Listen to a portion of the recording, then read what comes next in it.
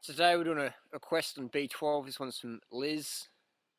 Hi, doing right. I've been reading the book Could It Be B12? I would like to know your opinion on B12 injections and you and Freely's experience with them. I've been taking sublingual tablets and now considering doing injections. Would like to know more. Discuss who should do B12 injections. Who should do B12 injections? That's an interesting one. This is a book I keep raving on about. Could It Be B12 by Sally Patchlock and Jeffrey Stewart.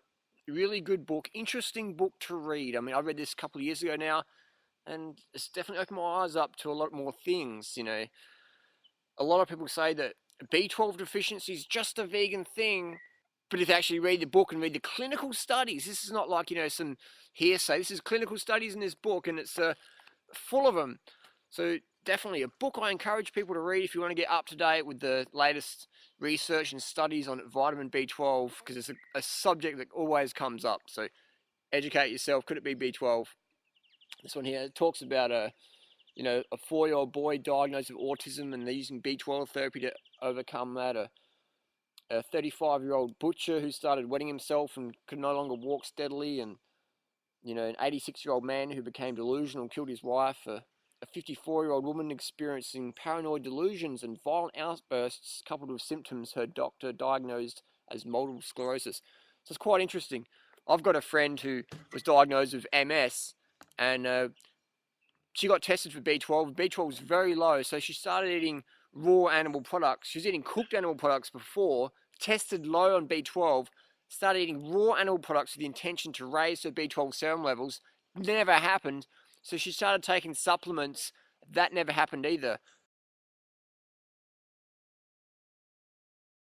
So she resorted to B12 injections, and that raised the levels up. So pills didn't work, animal products didn't work, B12 injections worked.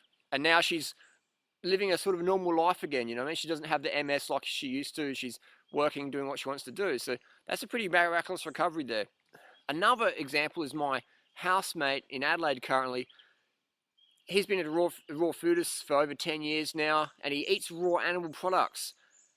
And he had a low B12 level when he started the whole gig, and in the last decade he's eaten animal products, raw, organic, wild, grass-fed, all that stuff, raw organic animal products on a weekly basis since 2001, and 2 weeks ago we got his B12 serum level tested, and he's around the 220 range, around the low range. Too low for him. The Japanese cutoff is over 550, and my friend is down in the 220s, the deficiency borderline areas. And he said, Harley, all right, I'm going to get these injections. So we started shooting him up in the alleyway next to the fruit shop, and he's doing fine on them now. So guaranteed his B12 levels are going to go up, and we're going to see his homocysteine levels drop down. So it's interesting to note. So we've got examples of people eating animal products with B12 deficiencies rampant in societies. So when someone says, oh, if you got B12 levels low, all you need to do is eat some animal products. That's like saying all you need to do to avoid having a car accident is wear a seatbelt. It doesn't work that way. It doesn't work that way. So you can spend a lot of money getting tests and reoccurring tests, and you can get tested for B12 serum, transcobalamin 2, transcobalamin 3, homocysteine, urinary methylmalonic acid, mean corpuscular volume, homocysteine, you get your folate, you get all these things tested again and again and go in and out, or you can just do a course of B12 injections following the protocol on the packet and go from there and not have to worry about it. Just do it and be done with it. This is one we have in Australia. It's made by a German pharmaceutical company, so it's going to work. There's no like ifs, maybes, could, should. It's definitely, this stuff works. B12 is naturally red, and it comes in little 1,000 microgram. And they say keep it out of the light, which is interesting because they say that, they say keep it out of the light and keep it under 25 Celsius. And then they say cook your animal products to get rid of the bad bacteria and eat animal products with B12. And if you get B12 deficiency, just take these. So it's sort of a quite ironic thing in society. And these are every single pharmacy in Australia, every single one. And we don't even, how many vegans we have in Australia? So, so if you walk into any pharmacy and ask for these, you'll be able to get them. And ask them how many of these you sell a week. Ask the nurses who administer these, how many shots of these did you do a week? It's a lot. Why? Because vitamin B12 deficiency is rampant in society today. The reason why vegans in that shop more, because they get tested more, they get educated and go, whoa, if you walk into a doctor and say, oh, I'm not feeling so good, I want to get tested, they're like, no. If you walk in there and say, I'm a vegan, I'm a vegetarian, I feel great, is there anything I should test for? They go, yeah, we're going to test this, and that. You know what I mean? So it's interesting stuff. The needles you use, I've got a syringe around here.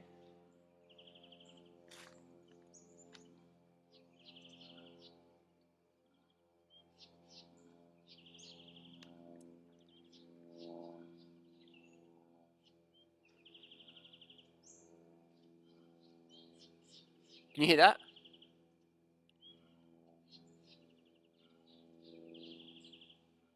It's a koala grunting. So these are the syringe you use. We're looking for a 3mm plunger, and the needle wants to be 25 gauge, that's the fatness, and 25mm, that's the length. So 25 by 25 and a 3mm, and you just boom. It's intramuscular as well, it's not intravenous. Intramuscular means into the muscle, the deltoid, the quad, the glute.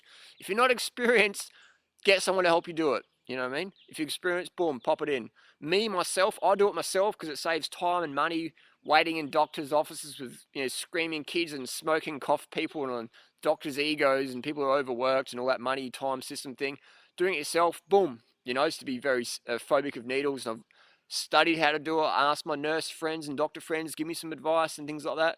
No problems. On YouTube, you can look up how to administer vitamin B12 injections. Very, very simple, safe, and the most 100% effective way of getting your B12 levels jacked right up. Not a problem. So you can get syringes from your pharmacy drugstore. These are about 60 cents, and these are about $10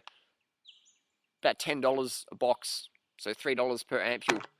How often should you do them? Depends on the person, I know if you look on a lot of bodybuilding forums, bodybuilders are doing 1,000 microgram injections daily sometimes. I think that's excessive personally. In the book, Could It Be B12? Their recommendation is 1,000 microgram injection daily for a week, and then once a week for a month. That's the 1,000 microgram injections, and then once monthly as needed. So that's the standard protocol. It might vary, less or a little bit more depending on this person. So, but by following a standard protocol, you're going to have yourself covered. It's a safe thing to use. People go, oh, but there might be risks, Harley. There's risks of everything. I could get bitten by a snake. There's actually brown snakes that live here. They're actually in the top 10 most dangerous snakes in the world. So I could get bitten by one of these eastern brown snakes doing a YouTube video. I'm just looking now because I actually did see one the other day. So there's no eastern brown snakes around here. But yeah, there's risks in everything in life. You could eat a banana and choke on it. You know what I mean? So there's risks involved. There's no mercury in vitamin B12 injections. That was another question someone asked me. Is there mercury in B12 injections? No, there's not. There's acetic acid and sodium chloride. So, it's fine. So basically, do your own homework regarding protocol for injections and protocol regarding frequency. I do them about once a month now, heavy training, things like that, once a month. Another thing is people use vitamin B12 injections for getting lean, cutting up, getting toned. B12 injections are very popular in weight loss clinics. I'm not promoting B12 injections for weight loss, even though that's what a lot of people do.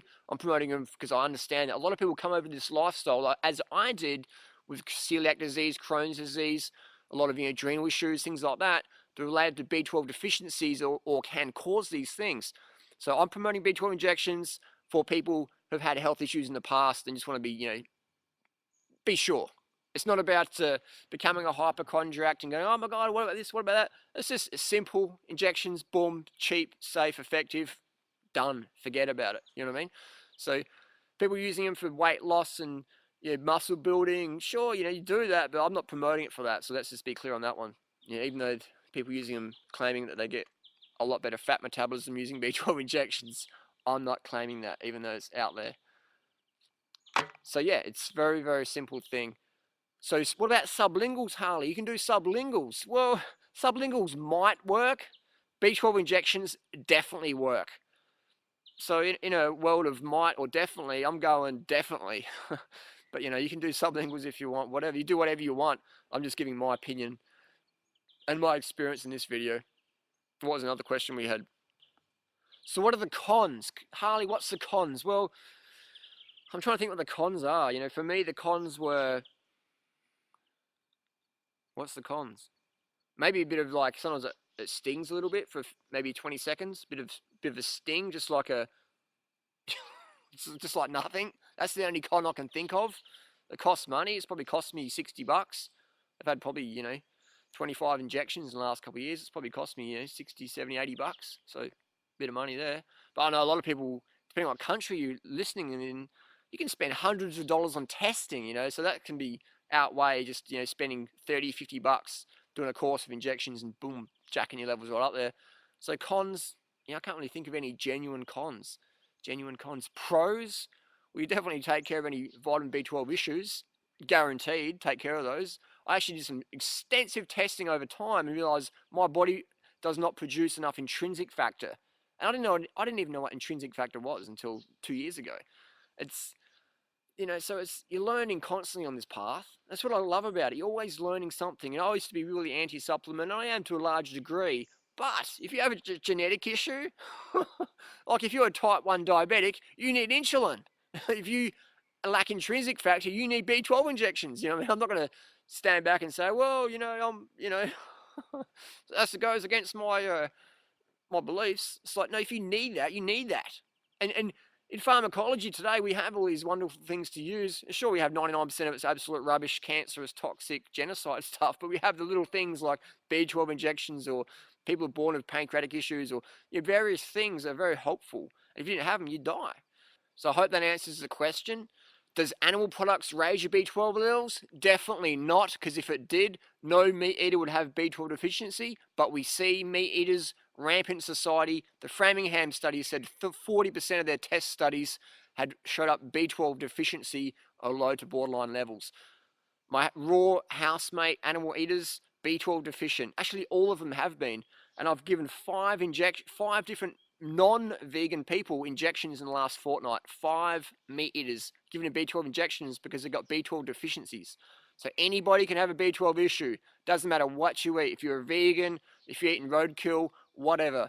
Actually, one of my friends actually does physically eat roadkill. I'm not talking steak and chicken flesh. I'm talking roadkill from the car, highway. He eats that. He's still got low B12. So, you can raise your B12 with B12 injections, or you can think you're raising by eating animal feces, your own feces. I've got people who do that. The B12 is still low. That doesn't work. Eating animals doesn't raise your B12 because, as we've said before, all these things. So sublinguals, though I've been told they might work, but I'm into definitely what works, definitely. So hopefully that answers the questions. I'm into definitely what works. That's why I do injections.